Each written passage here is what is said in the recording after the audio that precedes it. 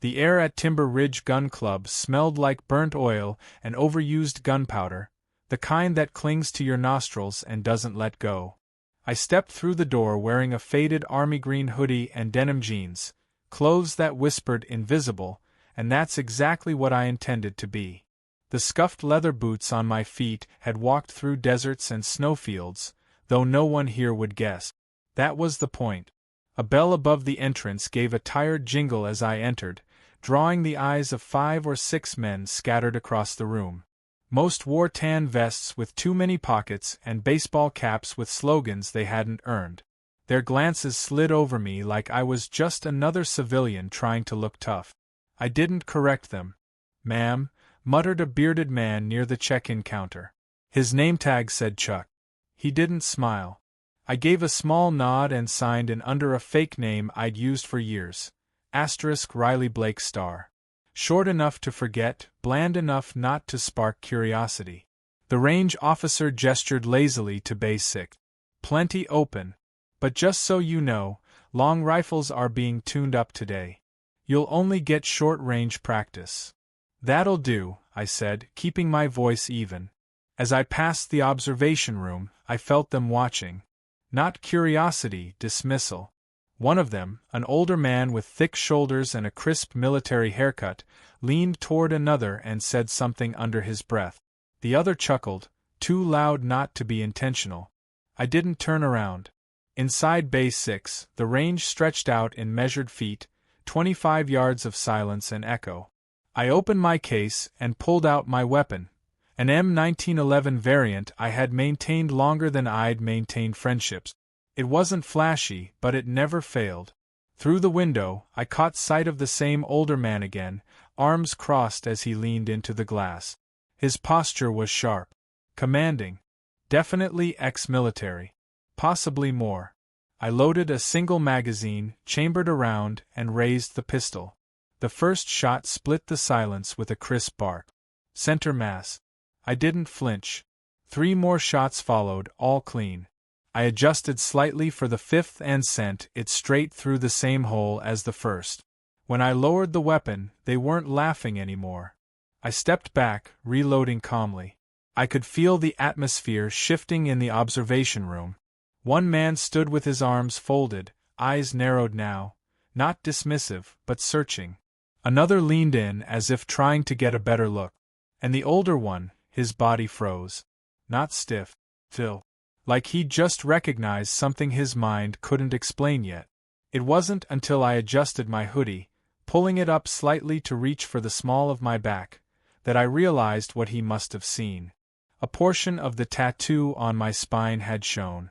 Just a glimpse. Just enough. I'd forgotten it was even there most days.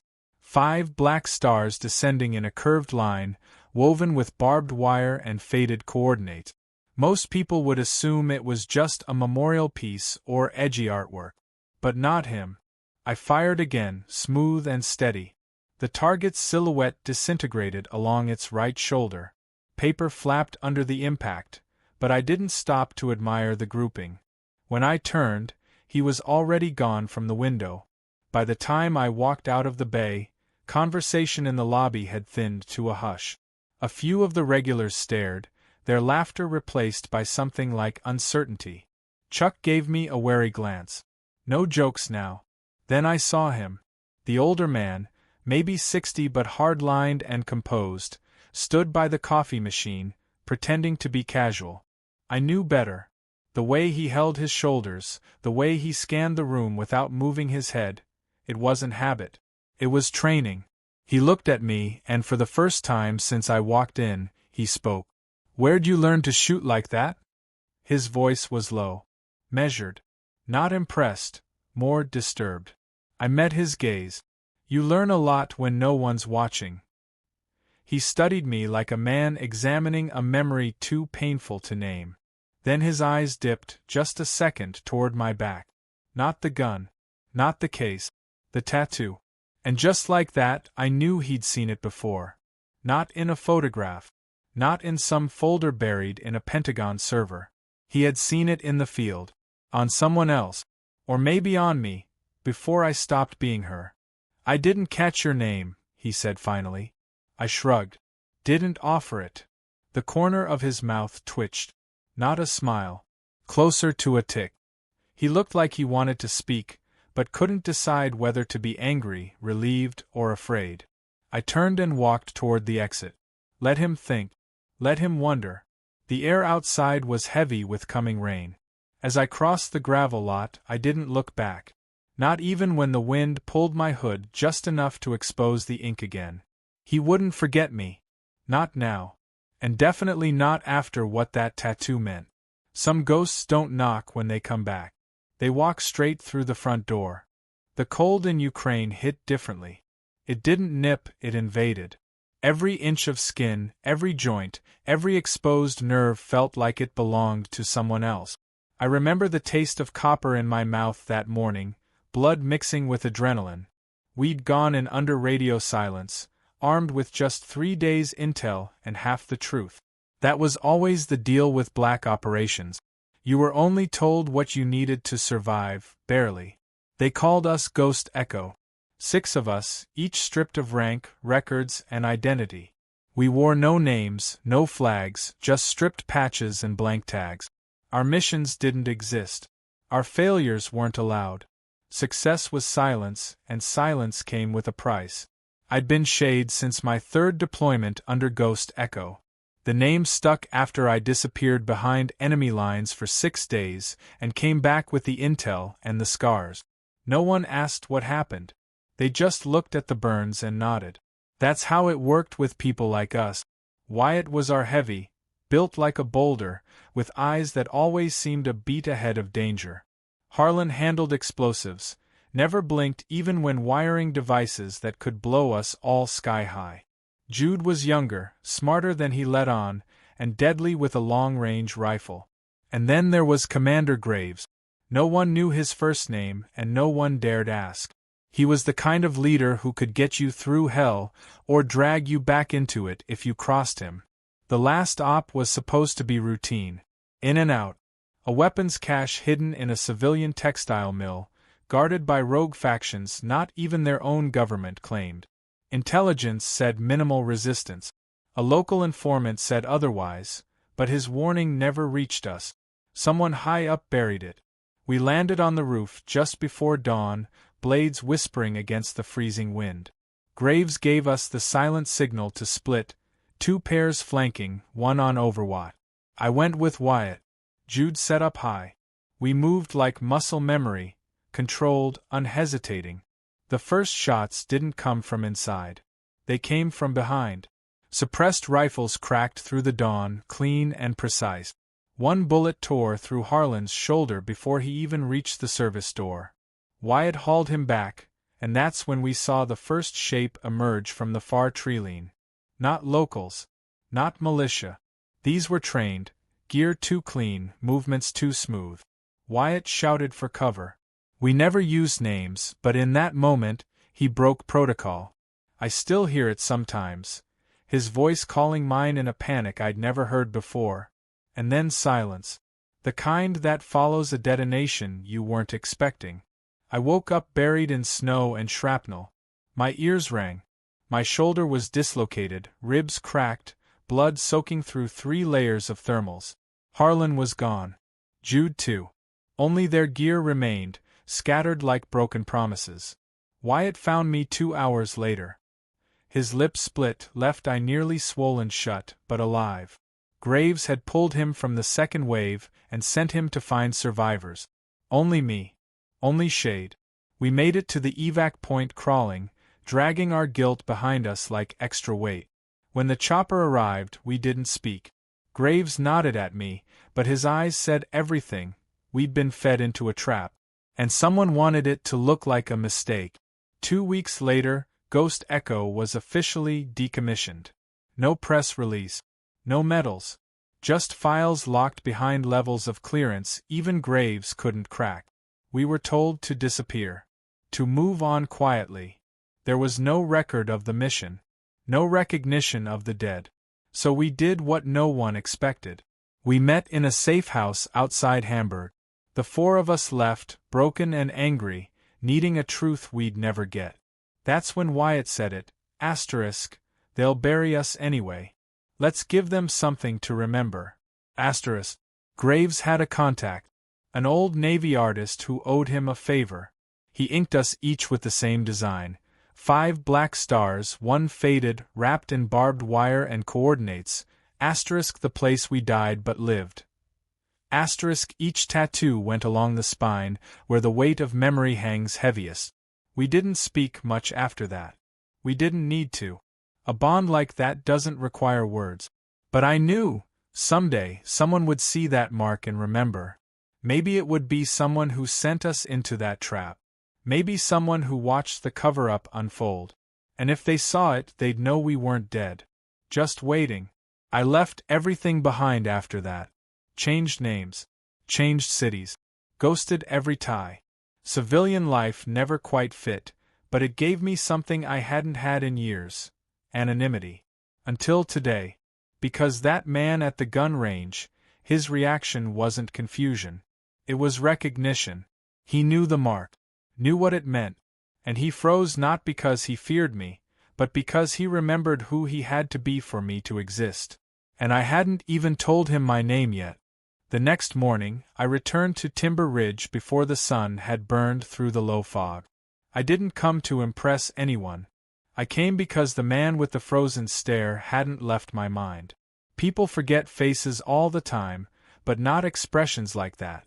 His eyes had recognized the tattoo, and more than that, they'd feared it. That fear had a history, and I wanted to know what page he belonged to. Chuck was already at the counter when I walked in. He gave me a short nod, tighter than the day before. Same bay. Bay 3, he said. Someone's using 6. I glanced through the bulletproof glass that lined the corridor. The man from yesterday, the one who'd frozen midsip, stood in the far end of the range, alone, posture tense. He was wearing the same pressed olive coat, same posture you don't forget after decades in uniform. This time, he wasn't watching me. He was waiting. I nodded. Bay 3's fine. The pistol felt heavier today, though I knew it wasn't. Weight has a way of shifting with memory. I settled in, checked my stance, and began firing. Slow, precise. I wasn't aiming for accuracy.